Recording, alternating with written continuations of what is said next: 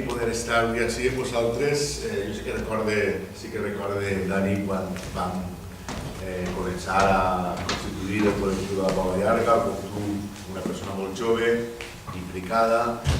Allà l'any 2009, una vesprada d'estiu, ahir en el bar este que fa cantó, a l'Universitat, recorde, que ens vam reunir per a començar la trajectòria que t'ha portat fins a ser regidor. Jo t'ho vaig dir que acabaria sent regidor, que és segur. Jo sempre dic que la nostra és, per el que dius abans de l'Església, és una missió pràcticament evangelitzadora. Vosaltres a l'Oviedo ara diu, no, és que són pocs. Jo he fet actes on n'érem encara menys. I això no ha importat mai, perquè el que ha importat és sempre donar una visió del nostre país, de com organitzar el nostre país, de com volem que sigui el nostre país, en qualsevol circumstància. I això és el que a la fi ens ha portat fins on estem. Ens ha portat al govern valencià i ens ha portat definitivament a estar present en el canvi històric que està produint-se ara mateix en la societat valenciana. Un canvi històric que, malgrat tot, encara queda molta feina per fer. Este matí m'ha portat un discurs grandíssim, perquè jo tinc el vici de llegir-me tots els diaris i en les províncies avui han fet una enquesta. I en l'enquesta ve a dir que l'infrafinançament autonòmic, és a dir, la injustícia única en el món, i ara us explicaré per què faig aquesta afirmació, que se produeix amb els valencians, per als propis valencians no és un problema. O la percepció que tenim d'aquesta injustícia no és un problema. El finançament autonòmic és l'acord al que s'arriba amb l'estat espanyol per a que cada comunitat autònoma reba unes transferències de diners dels impostos que se recapten en cada territori per a pagar l'estat del benestar, els serveis, les inversions i demés que calen per a que nosaltres puguem tindre una vida digna. Només que vos donaré una dada per començar i per la qual cosa m'escama tant que els valencians continuem pensant que no és un problema l'infrafinançament. Mireu, nosaltres ara mateixa estem rebent per el finançament autonòmic al voltant d'uns 10.000 milions d'euros. I tenim un pressupost de la Generalitat de 16.000 milions d'euros. Això significa que cada any acumulem un deute de 6.000 milions d'euros. Per a que us feu una idea, amb els diners que transfereix l'estat espanyol ara mateix al País Valencià, només que paguem el 80% del cost de l'educació i la sanitat. És a dir, ni tan se vol som capaços de pagar allò que ens costa dos potes bàsiques de l'estat del benestar, que són la sanitat i l'educació. I encara n'hi queda una tercera, que és el benestar social, és a dir, la llei de dependència, etc. És a dir, que nosaltres, per a poder fer front a la resta de competències que tenim, com per exemple cultura, hem de recórrer al deute. Perquè us feu una idea del deute, i així tenim una gràfica que se veu molt clarament. En el 2009, el deute eren 16.000 milions d'euros. En el 2013, 32.000 milions d'euros. És a dir, només en 4 anys es va duplicar el deute, però és que a hores d'ara, això no para, l'última estimació que tenim és de 47.000 milions d'euros. És un deute impagable, que a més, l'estat espanyol sabia perfectament el que estava fent no transferint els recursos i que a hores d'ara fa inviable la Generalitat Valenciana. I aquest deute és impagable. Nosaltres no el podrem pagar mai. I això ells ho saben.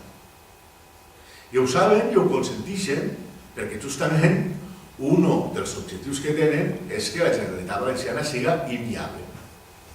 I això està absolutament i totalment programat. Quina és la solució que nosaltres proposem a aquest desgavell? Bueno, la mutualització del deute, que és exactament el mateix que parlaven en la Unió Europea amb la senyora Merkel i el senyor Montoro, de mutualitzamos la deuda. Això què significa? Pues se la quiere vostè, la tira a 100 anys, li peguem batalla avant i ja anirem pagant, perquè nosaltres no la podem pagar. Pues en aquestes circumstàncies, els valencians continuem sense tindre una percepció de que tenim un problema. I jo diria que el problema és justament la percepció de que no tenim un problema. Perquè mentre nosaltres no siguem conscients de la magnitud de la tragèdia que portem entre mans, pues segurament no n'hi haurà una solució viable. I per a qui n'hi hagi una solució viable, la qüestió no és que Compromís traga més o menys, que jo evidentment vull que traga més, sinó que la pròpia societat apreta files i comença a reclamar allò que és just, el tracte just que ara diguem, no?, del finançament autonòmic. Heu vist estos dies com els 5 diputats del Partit Nacionalista Basc han venut els 5 vots cars, han reduït el cupo basco de 1.500 milions d'euros a 500 milions d'euros.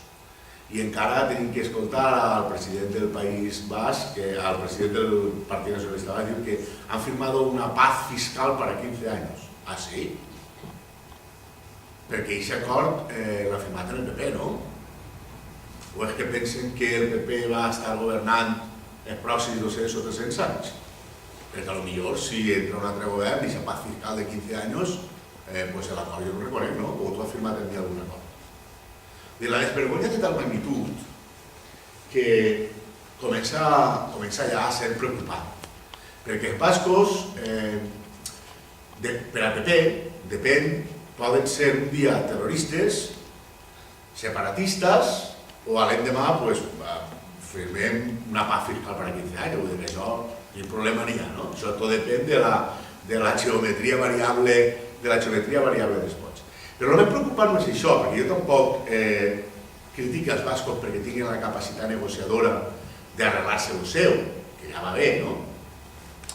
El que critique és que no n'hi ha absolutament ningú economista en l'estat espanyol que sàpiga com se calcula el cupo basco. I estan els 3 misteris de Fàtima i el cupo basco, que és el quart. No se sap.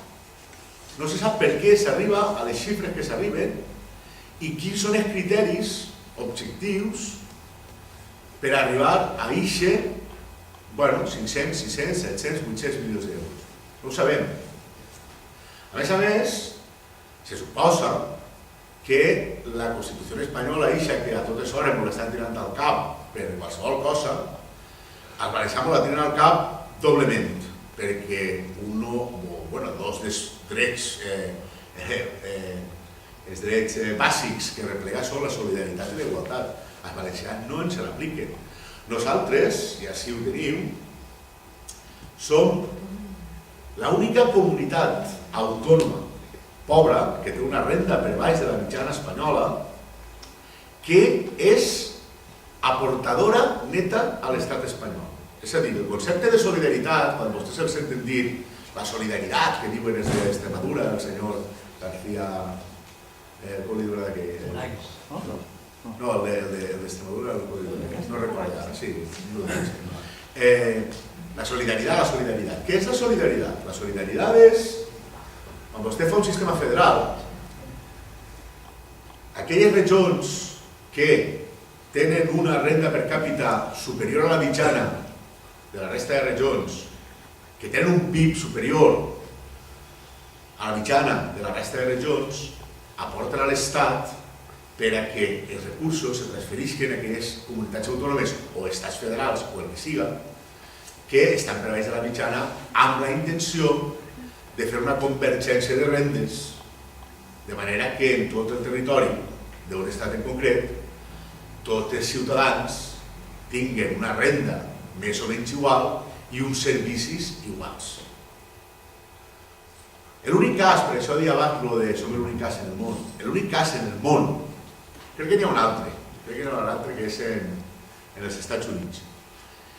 però en Europa l'únic cas en el món en el qual una regió està per baix de la renda mitjana i té un PIB, un producte interior brut, és a dir, produeix per baix de la mitjana de l'Estat i que aporta a l'Estat en compte de rebre, és el País Valencià. En qualsevol tractat federalista que vostès miren, veuran que una de les qüestions bàsiques és ixa, o diré, és impossible, per el principi de solidaritat, que una regió que està per davall de la mitjana aporta a la resta que està per damunt de la mitjana. Com és que els valencians els estem pagant els serveis als aragonesos, a la Rioja, a Cantàbria, quan ells són més rics que nosaltres? Per què passa això? Des de quin punt de vista científic, ja no dic polític, científic, estudiant qualsevol tractat federalista del món, pot ocorrir una cosa com això? Fins i tot l'estat de Baviera, en Alemanya, pagava al voltant d'un 6% dels seus recursos a la resta de l'estat alemany per al manteniment, per exemple, de tots els lànders que es van incorporar arran de la caiguda del mur de Berlín. I ho van portar al Tribunal Constitucional alemany. I el Tribunal Constitucional alemany va dir que sí, que Baviera, com a regió rica d'Alemanya, havia de pagar. Però que en cap cas, i mai, hauria de superar el pagament que fan a la resta dels alemanys el 4% dels seus recursos. I per què posaven el 4% i no el 3 o el 5 o el 6? Perquè n'hi ha un consens prou ample entre els fiscalistes mundials de que en els estats federals l'aportació que han de fer els estats rics a aquelles zones més pobres ha d'estar al voltant del 3 o el 4% per ahir. I això és el que normalment sol passar. Per a que vostès es facin una idea, fins a l'any 2010 en Espanya mai s'havien publicat les balances fiscals. Unes dades que haurien de ser públiques, és a dir, quants diners se repleguen per els impostos que paguem els valencians i quants diners es retorna a l'Estat en funció dels impostos que paguem els valencians i la diferència. Doncs aquesta xifra, fins a l'any 2010, no hi havia absolutament ningú document de l'estat espanyol que l'haguera treballat. Ells la sabien, però nosaltres no. No era públic el document.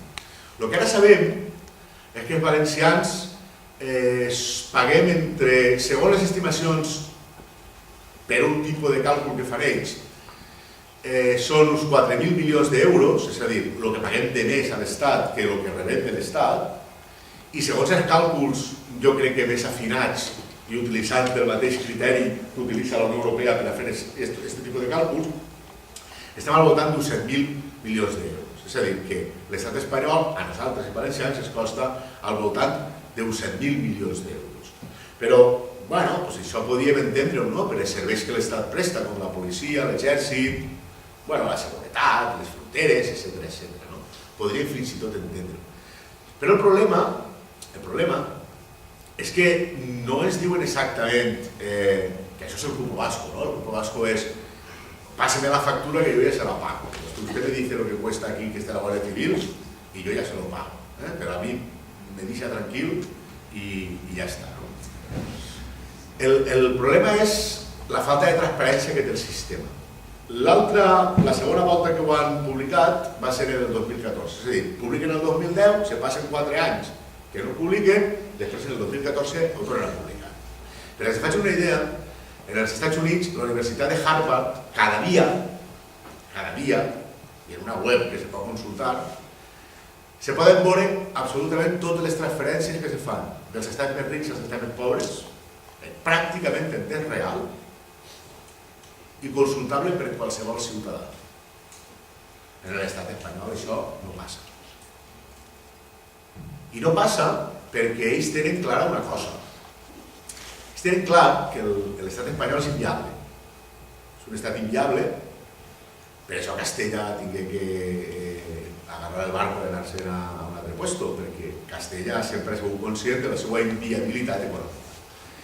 I l'única opció que tenen és continuar traient recursos de Catalunya, de Balears, el País Valencià i del Bajo el que puguen, perquè ells tenen una circumstància distinta, ja ho heu vist. I ells són plenament conscients d'això. Però en lloc d'assumir aquesta inviabilitat com a estat i negociar amb aquells territoris que sí que són viables des del punt de vista econòmic, perquè així no ho demostra la història, el que fan és fer una Constitució, evidentment, que no ens apliquen, perquè el principi d'igualtat a nosaltres tampoc ens aplica, nosaltres no som igual a la resta dels espanyols. Així tenim una gràfica, per exemple, en el tema de les inversions, que aquesta és del 2013, quan vam fer aquest estudi. Veieu? Lo verde i lo rojo. Ho veieu? Aquestes són les inversions territorialitzades, no? És a dir, el que l'Estat se gasta per cada persona en carreteres, ponts, etc. Bueno, pues a un galego li fiquen 504 euros per persona i a un valencià l'any 2013 eren 156, però és que enguany és pitjor, enguany són 110. Són els últims, els últims. I este roig que veieu ahí és on trauen els recursos i este verd que veieu ahí és on van a parar els recursos. I no tenen absolutament ninguna vergonya. I com us deia abans, el problema no és este, perquè este és un problema que ja el sabem. El problema és la falta de consciència que tenim els valencians d'este problema. I és un problema perquè, podríem dir, home, és que clar, perquè un xiquet d'Extremadura no ha de tindre... No, si jo vull que un xiquet d'Extremadura tinga exactament el mateix que un xiquet de la Pobla Llarga quan va a escola. Jo soc un socialdemòcrata convençut. Ara, el que no pot ser és que un xiquet d'Extremadura tinga un ordinador en cada taula i que els nostres xiquets estiguen en barracons. Això és el que no pot ser. Alguna cosa no funciona. Si jo el que vull és com el d'Extremadura, un ordinador en cada taula per a que sí que ells puguen entrar en l'era digital com en qualsevol país normal d'Europa. Bueno, doncs en aquestes circumstàncies ara anem a negociar o esperem que comencin les negociacions per al nou sistema de finançament. La llei, per lo que el PP moltes voltes ens tira a la cara a la llei, la Constitució, i ustedes no cumplen la llei, i aquest rotllo. El sistema de finançament s'hauria d'haver revisat, segons la llei, fa 4 anys. És a dir, el sistema de finançament autonòmic, cada 5 anys se revisa perquè les circumstàncies són canviants i per tant hi ha que revisar-les. I se considera que 5 anys són un temps suficient per a veure que les coses van canviant i com ho podem solucionar. Bueno, doncs n'han passat 9. Nosaltres ho vam denunciar al Tribunal Constitucional. El Tribunal Constitucional, això que diu que no se puede votar, que vostè no pot anar a fer això, que si has tret a la verge i una no sé què, no sé quantos, i tots són sentències, no? Que volta, però estos homes a què es dediquen, no? Aquestes dones i homes a què es dediquen. Doncs van portar al Tribunal Constitucional que s'estava incomplint la llei de finançament autonòmic i no passa nada, que ja més avanci de cas.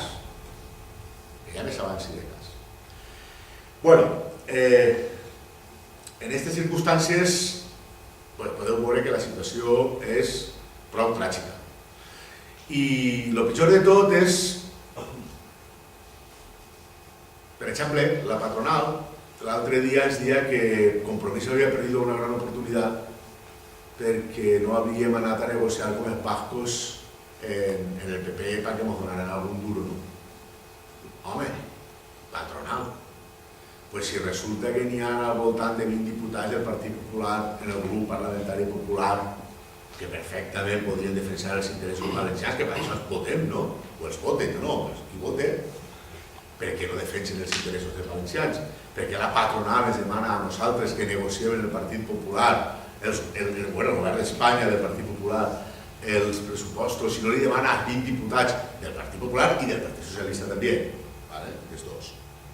perquè no s'ho demana d'ells. Diu, escolta, vostès, si els pressupostos tenen unes característiques que fan que els valencians així perjudicats, voten-los en contra, perquè no fa la patronal això i el seu demana. És preocupant, és molt preocupant. És a dir, que al rebat de ser compromís amb 4 diputats el que vagin allí a negociar no què. I la realitat és la que tenim. Quin és el problema?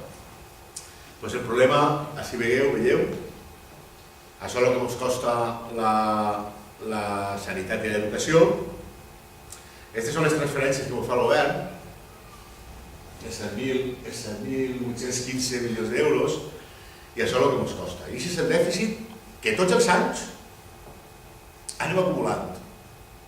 Solament en estes, perquè després són totes les altres. Solament en estes. I en aquest context, jo crec que una de les primeres coses, i per això començava la meva intervenció, parlant de missió evangelitzadora, l'única cosa que ens queda és a persones com jo que realment estem compromeses en el nostre país i que volem que aquesta situació canvie, però no perquè tinguem un especial interès en una cosa que ens agrada, sinó perquè pensem que el nostre país ha de ser un país digne, on els seus habitants tinguin uns serveis dignes, on tinguem una educació que no passi com en l'hospital de la Marina, que un desastre total i absolut. Evangelitzar, parlar, comunicar-ho, per molt dur que siga i per molt trist que te parega moltes vegades veure els teus conciutadans i aquesta despreocupació, i aquesta falta de compromís i aquesta falta de saber quins són els seus drets. I això és el més preocupant. Per què els bascos al remat poden fer el que fan? Doncs molt senzill. Nosaltres no estem en circumstàncies ni estem en situació de poder fer una negociació com fan ells. Ells ho poden fer perquè darrere del Partit Nacionalista Basc hi ha tot un poble. Hi ha tot un poble, el poble basc. I és el poble qui pressiona. I aleshores, quan el Partit Nacionalista Basc va negociar amb el PP sap que el Partit Nacionalista Basc negocia en nom d'una part significativa del poble basc, per no dir, en aquest cas, quan se tracta del cupo, de tota. Mentre que el compromís, en nom de què parlem? Si quan ells miren les dades i veuen l'enquesta d'este matí de les províncies de que a lo valenciano la infrafinanciació, això que hem vist abans, això per a la majoria dels nostres veïns, aquesta gràfica, això no és ningú problema. Això és com si vostè a casa estiguera pagant la hipoteca, la llum, l'aigua i tot el més, i tots els mesos vostè guanya 1.000 euros i li costarà mantenir la casa 1.700. I tots els mesos fa 700 euros de gasto. I li pregunto, però per vostè això és un problema? Això què és un problema de 700? Jo al remat de l'any faig només que 8.000 euros de diferència entre el que ingressa i el que gaste, però per mi no és ningú problema. Quin problema té que ser això? Doncs això és un poc la situació. Jo, la veritat és que estic un poquet, no sé si a lo millor un diumenge de matí és qüestió de donar-nos la mala notícia, però jo crec que és la meva obligació, Màrius, donar-les. Sí, està bé. I no res, simplement agrair-los que m'hagin escoltat i demanar-los que a partir d'ara prenguin consciència i facin aquesta missió evangelitzadora que diem abans, i que si se troben algú fent-se una canya ara després en el bar, ho compten, va veure si prenen la resta també de consciència i entre tots al remat podem fer que aquesta gràfica canvie i tinguem uns serveis millors i una generalitat viable perquè a la marxa que anem la tancarem. Moltes gràcies.